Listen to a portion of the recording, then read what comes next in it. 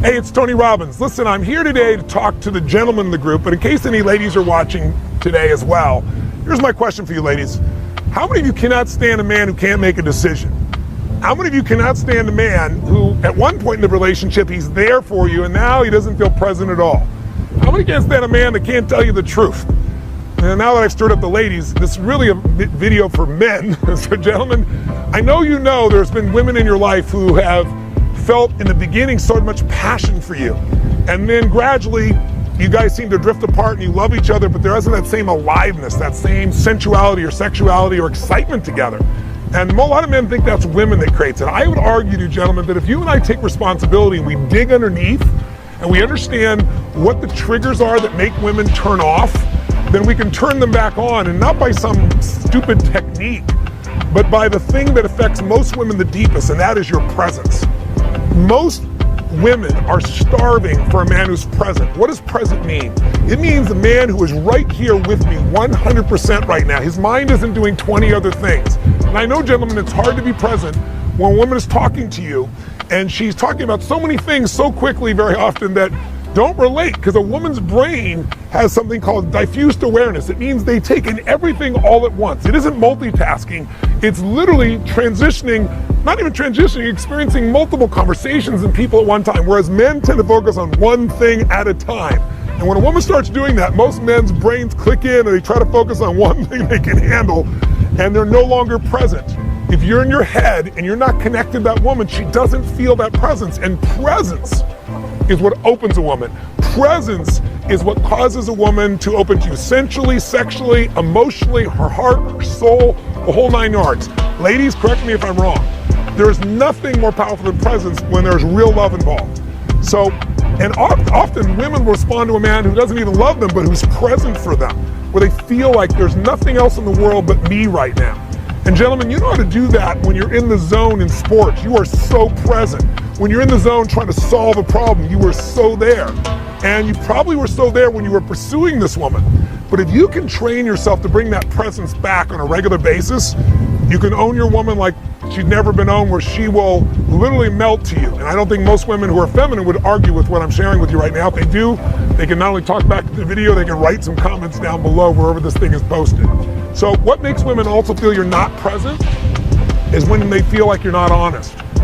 And most men are truly honest, but they just don't want to deal with what they call shit. That must be the technical term, right? What they get for telling the truth because she disagrees about it. And men get worn out by words.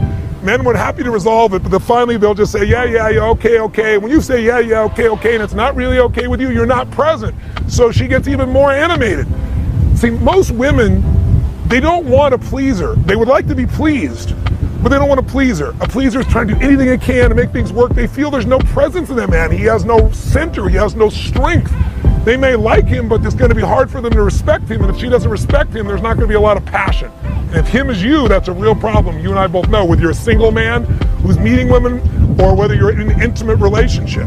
So I thought maybe what I'd show you is one example of how women perceive dishonesty, with men perceive it as just leaving things out so they don't have to deal with more challenges, and how to deal with it differently. And I can tell you that verbally, but it might be better to witness it. We were in Hawaii recently, and there was a gentleman there sharing with us that he has so much difficulty just dealing with his wife. She wants him to do things like do the dishes, and he says, I run a business, and if I don't do the dishes, she doesn't feel like I love her. And I said, well, then why wouldn't you just do it at times? He goes, I do at times, but it's like every time. And so she'll ask me, am I going to do dishes? And I say yes, and then I don't do it, and then she gets mad at me, and I said, yeah, because there isn't anything authentic. I said, why don't you play your wife right now, and let's talk about whatever she's upset about, and I'll just be me, but I'll be you. In other words, I'll be myself if I was you. And you'll just watch this little video, and it's pretty simplistic. All I basically say is, no, I'm not going to do it. And he was shocked when I demonstrated this, but I didn't do it harshly. I didn't say, you should go do these dishes. I don't have the delusion that that's the woman's job. I just said, I'm not going to do it. This is the higher priority, but I also don't think it should be your problem, and I'm committed to working out a solution, but I'm not going to do this. And there's some things that you probably don't want to do. I don't want you to. Let's work this out. It's coming from a place of congruency, and people can feel when you say what you mean and you mean what you say versus when you're placating. So I know this is third grade at one level, like we all know this intellectually, but knowing intellectually and doing it is the difference between having a passionate relationship and a relationship where you're constantly accommodating each other. And accommodation doesn't produce passion. It might have a relationship where there's some friendship, but again, the only difference between a friendship and an intimate relationship is intimacy. And real exciting intimacy is when people feel your presence. Feeling the dishonesty will take it away. So watch this quick little video, real simple, and see what you get out of it, gentlemen. And think about if you might use that same sense of presence that's already inside you, that you use in business or sports, with that woman, and not let the past wear it out. You might be surprised. Women very often, when they feel that strength, it excites them to see you have a standard and you're not going to be swayed. Take it out and maybe show this even to a woman in your life and see if she agrees. She might say, Tony Robbins is so full of it, that's a bunch of crap. My bet is she'll say, yeah, smack you on the shoulder. That's what I've been trying to tell you. Be present with me. And instead of saying, well, I'm sorry, I'll do better, just deliver it. Maybe this week is a time, Valentine's week, a time for you to find your own center. The way you do in business, the way you do, we have a purpose. Do that with a woman in your life, the game will change.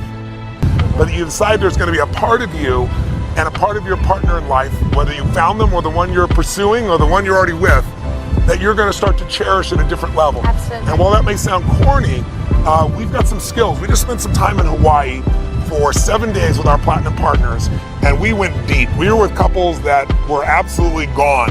How would you describe some of them? Some of them totally in love, some of them over the top, but how would you describe the experience, honey? It's amazing to be able to take a relationship that truthfully doesn't feel that passion and doesn't feel that intimacy and that love, and in a moment to be able to decide something new. And that's what happened over and over and over again in Hawaii. And so you're going to be able to experience a taste of that. And we're just here to say that this week in Valentine's Week, remember, it's about waking up. It's about waking up to adoring your partner at such a different level and celebrating your partner. And it's crazy because on Valentine's Day, we do so much that's romantic and that's thoughtful and that's creative and go out of our way. And it's about bringing that magic and that love and that thoughtfulness and that sincerity and waking up to your partner's needs at such a different level, because it really is in the little things that just create that depth of love. It's also just deciding to set a stake in the ground, Yes. a standard for going forward, that this is not just Valentine's Day, but your life. Absolutely. People get what they accept. People get what they tolerate in themselves and in each other. And most people in a relationship are thinking about what they're going to tolerate in the other person. But in our relationship, I think the beauty and the passion and all the juice that I've gotten to experience in our relationship with my girl is because I hold myself to a higher standard than she could ever expect of me. And I think when your standard and focus is about yourself instead of about your partner, about how do I show up more, what am I here to give? In the beginning of a relationship, people's whole focus is how do I light them up? I want to do anything that lights them up. And it makes you feel incredible to light your partner up. And a relationship is aging, not based on years, but based on when you can be with somebody a week, but if you start thinking about, well, what are they doing for me, and I'm doing it all, and you start measuring what you're giving instead of just giving from your heart and your soul, things drop off. So maybe this week is a chance for you to really create some relationship breakthroughs, and we think that takes three things, any kind of breakthrough. Sometimes it's having the right strategy, because frankly, as a guy, we say and do things that girls interpret very differently. They come up with very different meanings, and vice versa. For men, for example, problems are not things you talk about. Problems are things you solve right now, or you make them small and move on. For ladies, sharing that problem, digging in, feeling it, not solving it, understanding it. Understanding, gentlemen, is such a key piece. We are such different species. And I think having an understanding of each other and each other's needs and knowing that we are not the same. Our own reality of how we think and feel and process life isn't the same for your partner. So having that, not just understanding, but truthfully appreciation for how they view and experience the world is a game changer. There's so many things in our relationship and it's like, oh my goodness, you know what? It's not me, because sometimes you take things personally. It's just knowing that that's how they process reality and process life. When I say that, it's not men are for Mars, women No. for Venus. John Gray's a friend of mine. That's a wonderful approach, but all men have a feminine side and a masculine side. All women have a feminine side and a masculine side. It's really just understanding how this species, they're different species, interpret the world. And if you don't understand the strategy of how to interpret that, you'll be upset or angry or frustrated. So perhaps this week, you'll be able to dig in and get some new understandings that'll take some of the weight off and make you laugh at stuff that you used to get upset about. it's one thing to have strategies to know how to fix things, but oftentimes you don't apply what you know because you got a story about your relationship, a story about your partner. They don't really care. You know, you've got frustrations or pains or disappointments that got interpreted in the past, and now you're generalizing about your partner. And whenever we generalize about anybody, we do them a disservice and ourselves as well. So maybe this week during Valentine's Week is maybe discover what are the empowering stories about your relationship. If you ask a couple, how did you meet? And they talk about it with such passion and excitement, you know the relationship's still alive. If they go, yeah, we met, you know, this is what happened and we bumped into each other, there's no energy for it.